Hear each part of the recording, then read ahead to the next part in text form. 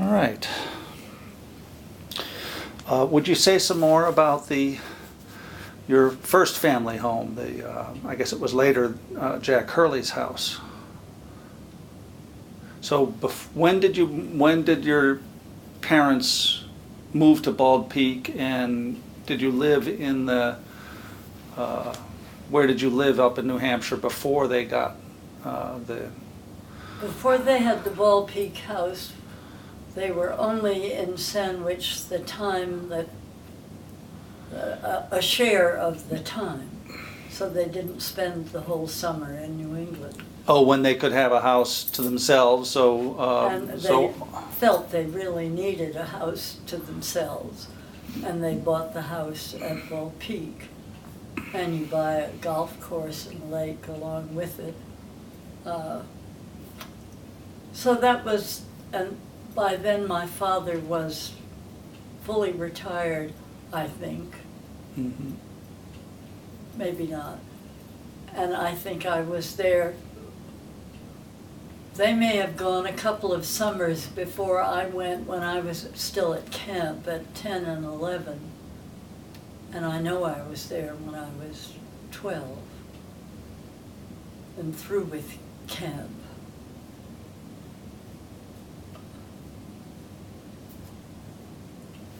Okay. And there was also a house in Manchester? Oh, I never knew my grandmother's house in Manchester. I knew the Hurley house in Manchester. I visited there and had, I'm told, polio there as a very little child. And that may not be true, but they thought I did. And who of your parents lived in Manchester? None of my parents. Your mother's parents. I guess they did, and I'm not sure about that. They might have lived in another of the factory towns, the pretty towns around there. And if they were factory towns, it just meant they had a river and a mill. And who was the fruit dealer that I remember? My grandfather, George Choate Furness, was the United Fruit agent for Manchester, or for New England maybe. And my mother always said with pride, we set a good table. We had beautiful fruit. And they had oranges at Christmas time, and grapes and things that were considered great luxuries. And they didn't have any other luxuries. And my grandmother did her own laundry and her own housekeeping, and I believe she did her own cooking most of her life. And she always said, and I didn't know her, I was 3 when she died, but she is reputed always to have said, a woman who can't take her apron off by 3 in the afternoon is not well organized. So that was a dismissal of all slovenly housekeepers. And I think my grandmother was a darling woman. People loved her. Her daughters and her son loved her. And my mother preferred her to all mortals, I think. Mm-hmm. And was terribly moved when my father agreed that he would dearly love to have Lily Mae Appleton Furness come to live with them as she got older. And they wrote her and invited her, and she declined and said, "It is the dearest thing in my life that ever happened to me that you should want me." And I prefer to keep it that way by not living with you. And I will be all right, but I will always cherish Mm-hmm. the fact that you wanted me. Oh, sweet. Yeah. And where did Lily Mae Appleton Furness spend her last years? Probably in her house. And I think she came from a town called Haverhill, or Haverhill, New Hampshire. And George Furness had a terrible temper. And That's her. her husband, my grandfather, whom I never met. And he was, as people did in those days, in the early in the 20th century, he was declared insane and put in an insane asylum for a while, which must have been a most appalling experience. In his later years? In his very late years, he had a telephone, and you picked up the phone and you got operator, and who would be a woman that you knew, Mm-hmm. maybe sitting on the school board, who you saw in the grocery store, or her husband owned the grocery store, and now what am I telling you? About his mental episode. And he had been in the insane asylum, and they brought him home. He had been telephoning Central and asking them to have his Pierce Arrow sent around. He wanted to review his cars. And they would say, "Yes, Mr. Furness, they'll be coming by shortly." And so he would wait, very content, for the huge limousines to go by, and They didn't show up. They never showed up. Because perhaps they didn't exist? That's right. Okay. And his son, George, I think, understood him better than his daughters did. Uh-huh. And the family, like all good congregational wasps in New England, was anti-Irish, anti-Catholic and anti-Irish. And when my mother's younger sisters both became engaged to Irish boys, she and her mother grieved terribly over the disgrace of it. The fact that So Jack Hurley and John McQuaid. were not up to snuff as far as mother and grandma were concerned. And I used to have a letter that George wrote to them, asking them to search their souls to see if they wanted to continue with their prejudices, because it was so unlike the rest of their values. This is George Jr. George Jr., that they were kind and just in their judgments of people, unless they turned out to be Irish. And that perhaps the girls knew what they were doing when they picked these much admired young men who were big athletes, and to give them a chance to open their hearts. And my mother and I never talked about it, but she thought everything George did was glorious. Mm-hmm. So she must have been impressed. And she and my mother, she and her mother, lived to say that they had been wrong about those young men. Uh-huh. Actually, they weren't wrong about John McQuaid. But half, 50-50 isn't bad. Right, but nobody was a lovelier guy than Jack Hurley. Uh-huh. Okay. And my father got John McQuaid into Carbide, and he moved along. He did well in Carbide. Mm-hmm. Graham Murphy asks, what were your parents like and your brothers, Phil and Choate? Oh, my Lord.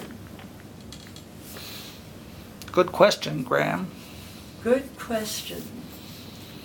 My father was the second of 6 children, 5 boys, and the oldest was a girl. And he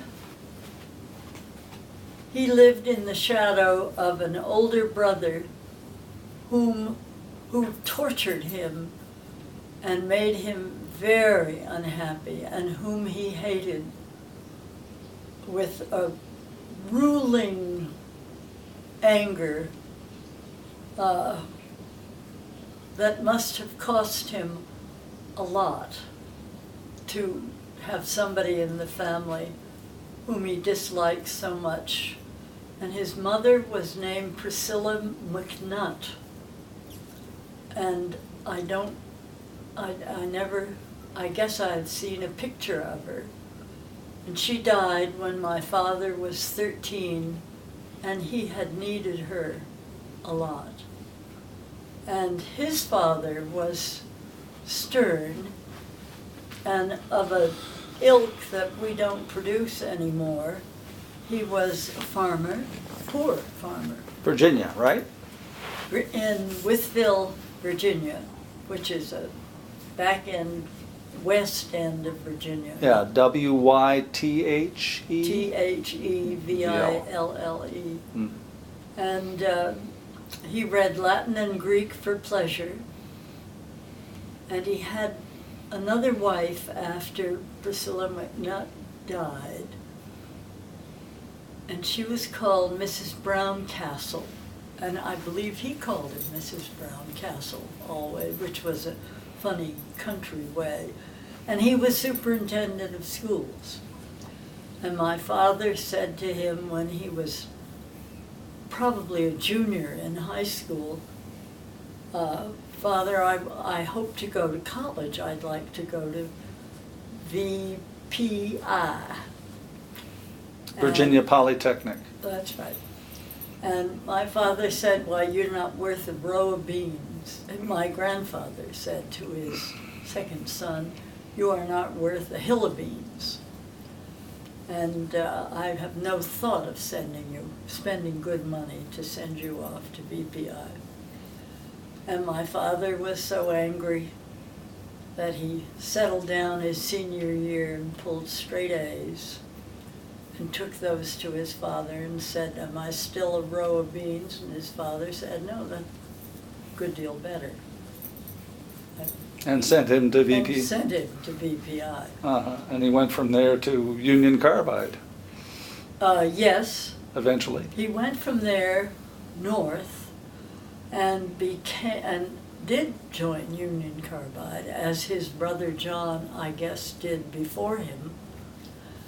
And Carbide liked Southern boys.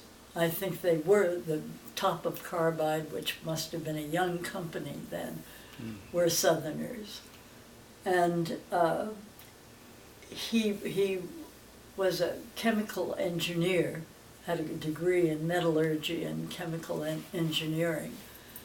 And he was George Furness's roommate. Oh my goodness.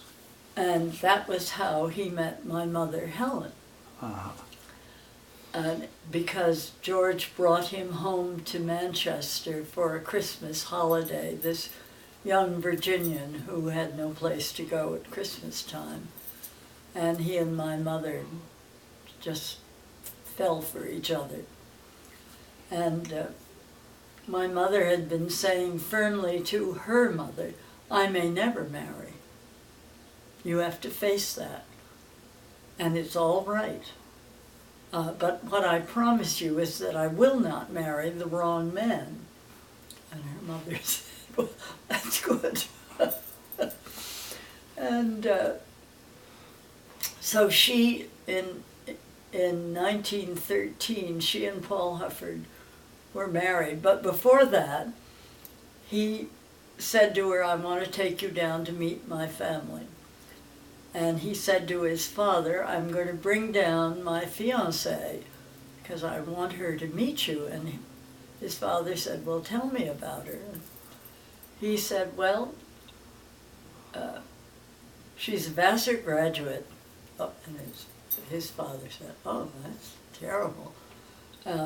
She's a suffragette. Oh, my God. She's a school teacher. And his father said, those are the three qualities I despise most in a woman. Terrible. And here he is, a superintendent Yeah, of schools. certainly. So Helen and he must have gotten on a train and gone south. And she and Paul's father fell in love. They had the best time together. He thought she was the most amusing, loveliest, funniest, etc. young woman he had ever met. Thought my father was nowhere near good enough for her. So anyhow, they were off on their what turned out to be a pretty sweet life. Uh-huh. And they had the number of children that my mother wanted, not more, and they were widely spaced apart. And my father was sent to Sault Ste. Marie, Michigan, on the Canadian border with Eveready, I guess, was the company he was working for. And he had, the man who was over him in the hierarchy at Sault Ste. Marie, Michigan, was really good. And he couldn't see any way that he could ever be promoted again with this marvelous man who headed the department.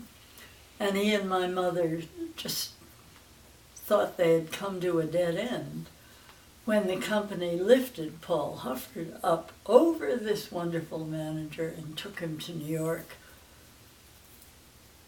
and put it, I don't know what position they gave him. So that was at Carbide in Sault Ste. Marie.